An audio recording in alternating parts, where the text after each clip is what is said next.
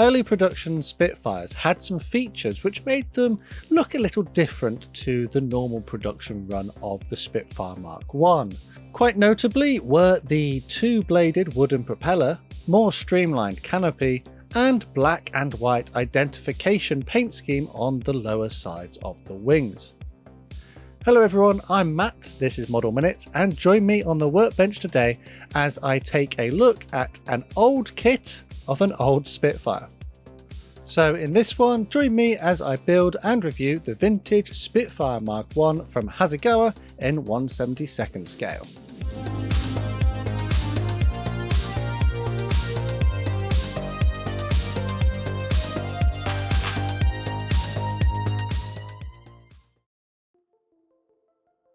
As usual, there is an unboxing video dedicated to this kit on my channel if you'd like to take a more in-depth look at what's included inside the box. For this video though, we're going to focus on how the model kit builds up and what it's like at the end. I'll pop a list of products I used on the screen now to give you an idea of the kind of things you might want to go and get to finish this model off if you have one like this at home or something similar. And without any further ado, let's get into it. As is quite normal for my builds, I'll use my side cutters to cut away the parts from the plastic sprues and also sand down any areas of flash or areas that need a little bit more attention with a sanding stick. A knife may be needed as well. The pilot was the first thing I made progress on, and I painted his face with this Tamiya flat flesh acrylic paint. I didn't thin these paints down, I just used it straight out of the bottle. Up next is this Humbrol Matte 25, which is a nice blue colour, and I used this on his trousers. It's not quite right for an RAF uniform colour, but it's pretty close. After this, I used a US field drab from the Vallejo range to paint his jacket. So this should keep him nice and warm when he's up there in the clouds, and also he needs to have his boots and his flying helmet painted in this colour as well. After this, I moved on to this khaki colour, which was carefully applied onto his gloves. I'm using a moderately fine brush to complete all of these steps, but as you can probably tell, I do need some new ones. Tamiya XF3, which is a nice yellow colour, was carefully applied to his life vest. It was painted yellow so that it would stand out in the sea if he had to ditch, and it would help the search and rescue teams find him. When all of those paints were dry, this sepia shade game wash from Vallejo was brushed over the entire model to help highlight some of the details. The aim of this wash is to sink into all of the recesses and give a bit of contrast and shade to the figure. Moving on to some assembly of the kit, I started with some Tamiya Extra Thin Cement as my glue of choice, and the Cockpit has a surprising amount of parts for a kit of this vintage. Having glued the chair together and the control column, it was then installed into the cockpit fuselage half. There is a control panel which needs to be glued in here, but I found this a little bit fiddly because it kind of gets in the way of the control stick, which is a little bit annoying, but with a bit of moving things around you can get it where it needs to be. Up next, this Hataka interior grey-green paint was simply brushed onto the internal areas. I know this is an airbrush ready paint, but I thought this would just be easier.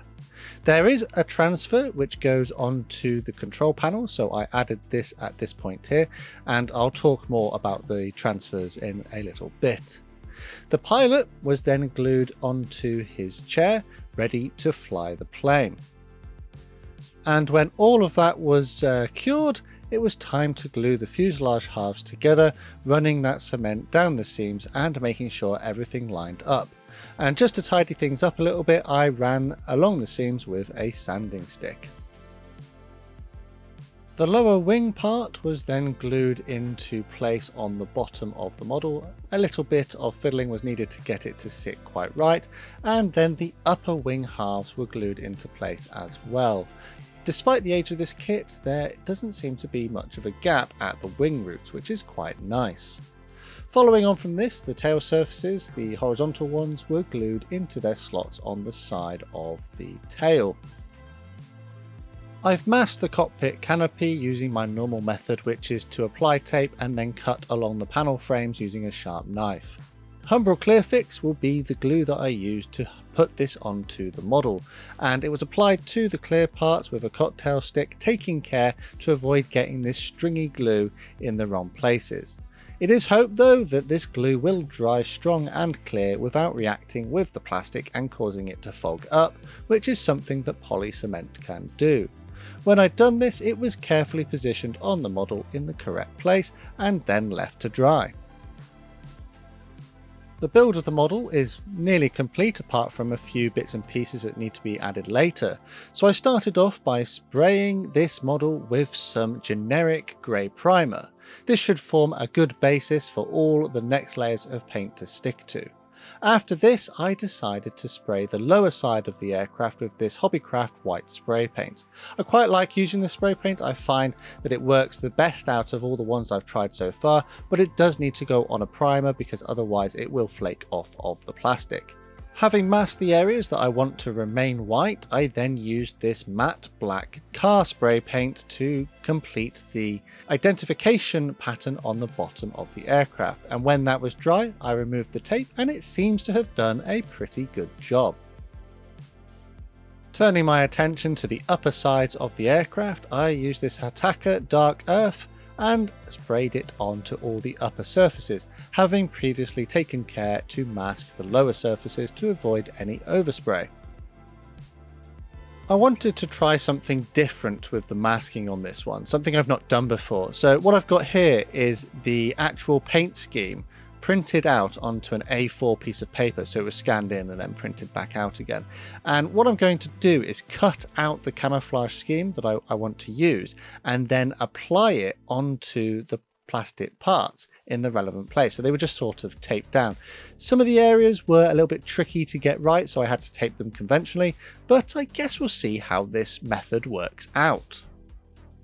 Hasegawa dark green paint was then loaded into my airbrush, and this was sprayed onto the areas which were not protected by those masks I'd made. I did have to take care though to blow the paint onto the masks in the right direction, so that is sort of away from the masks and not towards them, because I was worried if it went towards them it would blow underneath the mask and then I'd have some underspray or overspray. I mean, it's spray that's gone under, but it's oversprayed the area on the areas I didn't want it to go. So I took some care with that, and after a while I carefully removed the tape, and it seems to have done a reasonable job. This is a method I may consider exploring again in the future. Now it's time to give the model an almost compulsory gloss varnish. So this gloss varnish was thinned down with some water in the airbrush and then sprayed over the entire aircraft to give it a smooth glossy surface in preparation for the transfers. Hopefully it will prevent them from silvering. So the transfers were a little bit yellowed and I had to leave them in the sun for a day or two just to try and bleach them out a little bit, and then I cut them from the sheet using my knife. You do get two paint schemes in this kit, so some of these transfers you don't actually need. Micro Set and Sol will be my setting solutions for this build. First up, the Micro Set will be used, and then later on I'll use the Sol from the red bottle. So having soaked the transfers in some warm water, I prepared the areas with some Micro Set. The transfers were then slid into place. Sadly, I had a bit of trouble with this particular roundel, having forced it away from the paper a little bit too early, and it did split in a few small places, but with some care and patience I was able to reassemble it, and I could use a little bit of paint later on just to hide the small gaps. Lesson learned, and I decided to leave the rest of the transfers to soak for a little bit longer just to help them release from the paper a bit more. The rest of the transfers went on pretty much without incident from this point forward, carefully applying them from the paper and painting the areas with some Micro Set before putting them down. The Micro Set setting solution should help soften the transfers down into the surface of the model and give them a good surface to stick to. Once they were all in place, some micro sol from the red bottle was then brushed over the top to give them a little bit more sticking power and to soften them into the surface details a little bit more. I'm hoping as well that it should help to avoid leaving any silvering which is caused by air bubbles on the transfer film after you've laid them down. Unfortunately though, in the final shots later on you might be able to notice a bit of silvering, which could be my fault from not putting enough gloss varnish down, or maybe just due to the fact the transfers are quite old. With the transfers now cured, I prepared this matte varnish in my airbrush by again thinning it down until it had the consistency of milk, and I used water to do this. This was then airbrushed over the entire model once again to dull down that glossy shine and seal in the transfers and help protect them from any handling or future steps that I may conduct. Aluminium paint was then carefully brushed onto the landing gear legs. I'd also use this on the pitot tube a little bit later as well.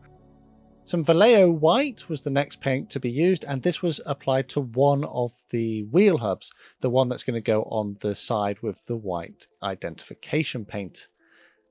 The wheels have already been painted black with the spray paint I used earlier, and when that was done they were added onto the landing gear legs. The landing gear can then be glued into place on the bottom of the model, and when that was in place, the doors which go onto the landing gear legs can also be glued on, taking care not to knock them off or get them in the wrong way round. Following this, the pitot tube, as mentioned previously, was glued into its hole on the bottom of the wing, and then some Tamiya flat yellow makes a reappearance and was used to very carefully paint the tips of the propeller blade, just to make it more obvious where the dangerous bits are. Tamiya X33 bronze was used to paint the engine exhausts which will go on the nose of the aircraft, and when that paint was dry they were carefully pushed into place and a little bit of cement was added. The propeller was put onto the axle on the front of the model, and then this rubbery retaining part, which is included in the kit, was popped on as well. The aim here is to have a freely rotating prop by the end. The spinner gets glued onto the propeller blades. And then finally, I carefully removed the masking tape which was still on the cockpit canopy, and I called my build of the Hasegawa vintage Spitfire Mk.1 in 1/72nd scale complete.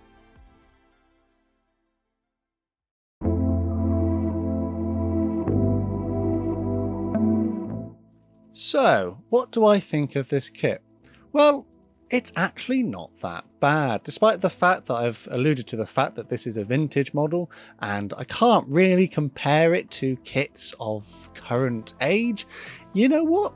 It isn't that bad. The fit of the parts is generally quite good, and the low part count means you get to make pretty quick progress. The transfers were okay on the whole. Yes, I did have a little issue where I tore one because it was probably my fault. I wasn't being particularly careful and I took them away from the backing paper too soon, and there is some silvering on them due to maybe not enough gloss varnish or maybe not enough setting solution, but on the whole they were perfectly usable and they don't look too bad on the model when it is complete. There are a few seams on the aircraft which I could have paid a little bit more careful attention to. Some of them I thought I'd fixed, but in hindsight some of them do look like they might need tidying up a little bit. Surface detail is generally okay, but it is primarily of the raised variety, and I do question whether this kit has some inaccuracies. There are some shape areas where I don't think it looks quite right in comparison to more modern Spitfires. Particularly I feel like the landing gear is too wide. I feel like it should be much more narrow, but given that, for a vintage model build which gave me a lot of enjoyment, it's not that bad of a shelf piece. So talking about the kit then, you do actually get two different paint schemes, and you do get alternative parts to do a early Mk.1 like I've done here, or to do the slightly later variant with the more bubbled canopy and a 3-bladed prop. I'm not entirely sure the painting instructions are 100% accurate with the underside identification code. I don't know if maybe the areas where they've said are black and white alternated, they should have actually been aluminium. I have done some research into it and I can't really pin down if this is a completely accurate lower side, but it looks okay and I decided to stick with it for this build.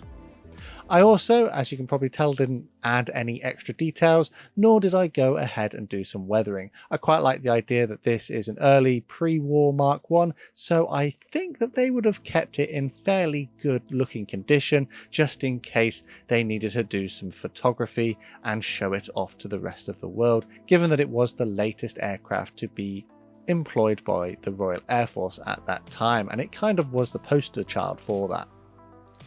Talking about the vintage of this kit though, and the tooling actually dates from 1975. However, I think the version I have here is from 1987, given that it has a slightly different colour on the box. So a 1987 tooling, so this is a kit that's older than me, it has shaped up pretty well.